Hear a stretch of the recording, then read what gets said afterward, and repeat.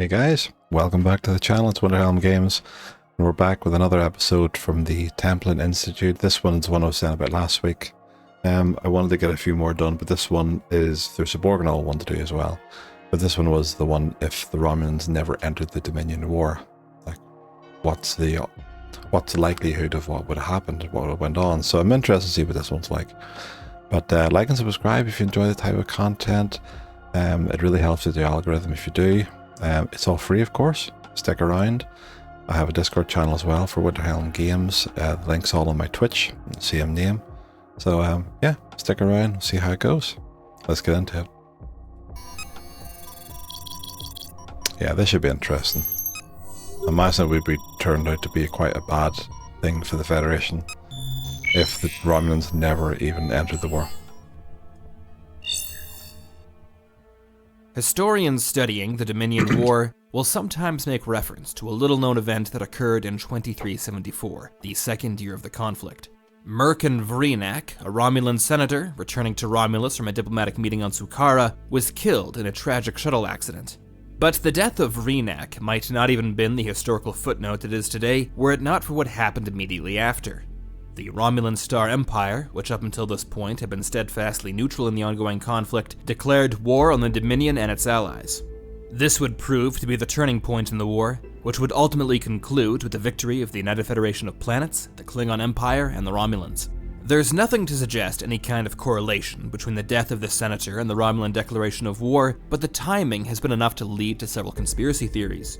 The most common is that Vrinak had uncovered evidence of a preemptive strike to be launched by the Dominion against the Romulan Empire, and he was assassinated to prevent this evidence from being revealed. Some go even further, and claim that this evidence was given to Vrinak, or perhaps even fabricated, by members of Starfleet intelligence.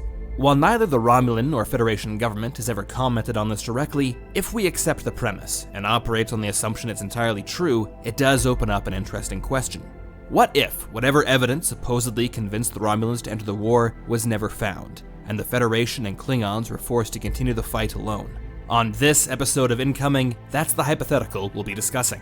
First, though, let's quickly review the situation at this point in the war. In 2374, it was generally assumed that the defeat of the Federation-Klingon alliance was a matter of when and not if. In nearly every major fleet engagement, the Dominion consistently emerged triumphant, inflicting significant casualties on their adversaries. Only in the operation to retake Deep Space Nine did the Federation achieve a notable victory. And while it was enormously significant, restoring Starfleet's control over the Bajoran wormhole and preventing the entry of more Dominion reinforcements to the quadrant, it was not enough to affect the greater strategic situation. Instead, the redeployment of so many starships to take part in this campaign left many other sectors undermanned. Dominion counterattacks, most notably the rapid conquest of Beta Z, threatened the very heart of the Federation. Vulcan, Andor, Teller, and Alpha Centauri were all within striking distance by the Dominion, and repeated Federation counterattacks failed to regain the initiative. So if we imagine, then, that Romulan reinforcements are not coming, what happens next? Well, without the intervention of some unexpected third party, a Borg incursion into Dominion space, or some act by the Q for example, it's very hard to see a path to victory for the Federation. I think the war, or at least its major campaigns, would have at most gone on for another year, and it would see some of the most historically important Federation worlds become battlegrounds. Who knows the order in which these battles would have occurred, but I don't think it's a huge stretch to say that if Vulcan itself was attacked, its government might not have seen the logic of an unconditional surrender. Andoria, by contrast, would have likely fought on to the end, perhaps even forcing the Dominion to destroy it utterly, lest it become the site of a protracted guerrilla war. Teller might go either way. Its people are known for their stubbornness and pride, but it's difficult to know to what extent that might influence the decision of whether or not to surrender. That only leaves Earth as one of the core Federation worlds, and I'm happy to agree with Quark on this one. I believe humanity would have become as nasty and violent as the most bloodthirsty Klingon. I can't imagine Earth surrendering, but how the Dominion would respond to that is another question. The Dominion's plans for the post-war Alpha Quadrant have never been fully revealed, but we do know there was at least high-level discussions advocating for the eradication of Earth's population. Perhaps ironically, it was Gul Dukat, one of the most hated men in the galaxy, who seemingly argued against this. A true victory is to make your enemies see they were wrong to oppose you in the first place. To force them to acknowledge your greatness. Then you kill them. Only if it's necessary. Had the Dominion leadership been given the chance to put this Pretty much the same as what they'd done with Bajor. They wouldn't have just went in and overtook and killed them. They didn't see the point. As he said there, it was more just to prove to them you should be acknowledging the fact that you were wrong, that you should have supported us in the first place because we are the higher race, we are the better race than all this here. That they were wrong to oppose you in the first place. theory into practice against a hostile population on Earth, who knows how it might have gone. But I think we can say with a bit of certainty that the solar system would have been an active war zone for quite a while. The Dominion would have certainly started to destroy the system's infrastructure. The Jupiter Research Station, the colonies in the asteroid belt, the Utopia Planitia fleet yards over Mars, and countless others. There would certainly be prolonged resistance on Mars itself, and eventually Luna when it was attacked, but lacking the same importance as Earth, the Dominion would be less reticent in annihilating these worlds from orbit. That would leave only a last stand over Earth, composed of whatever remnants of Starfleet couldn't flee the system in time and Space Dock 1. Once the Dominion had achieved orbital supremacy, the San Francisco Fleet Yards, Starfleet Academy, Starfleet Headquarters, and the Office of the Federation President in Paris would likely all be destroyed in the opening bombardment. Jem'Hadar and Cardassian shock troops would then be landed in enormous numbers.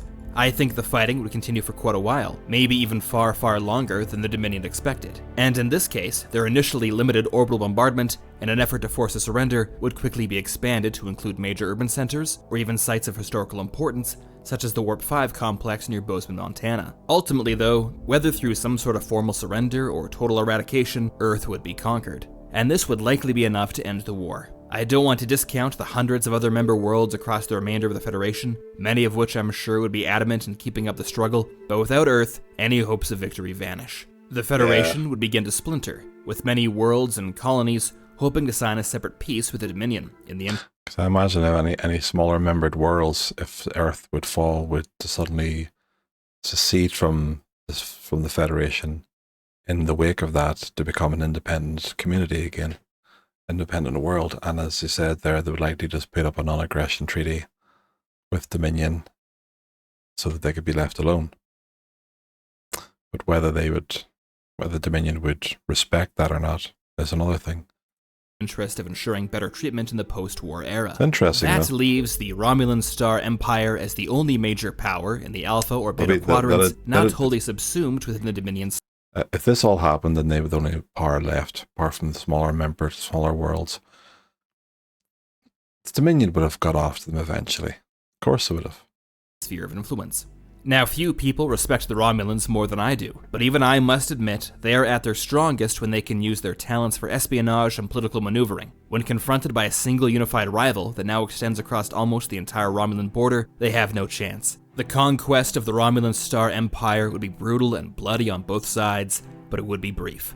But while the Federation and its allies would have certainly have lost without the intervention of the Romulans, I'm not sure the Dominion would have won.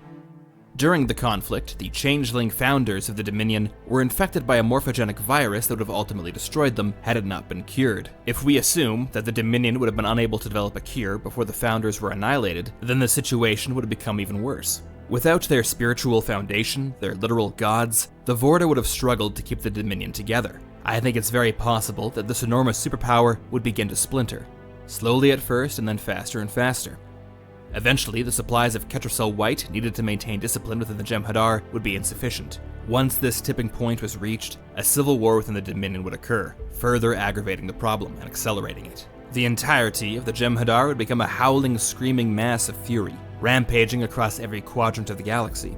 Only the Borg Collective would be safe, while the decimated worlds of the Alpha and Beta quadrants would be especially vulnerable. The galaxy would then find itself in a dark age, with every major interstellar civilization, if not entirely destroyed, at least so severely damaged that the recovery, if achievable at all, would take at least several centuries. The Borg would be free to expand with little resistance in this new environment, ultimately assimilating the entire galaxy. However, I'm not sure if things would ever get this far, because I severely doubt that the Romulans would have just sat by and let the Federation be destroyed.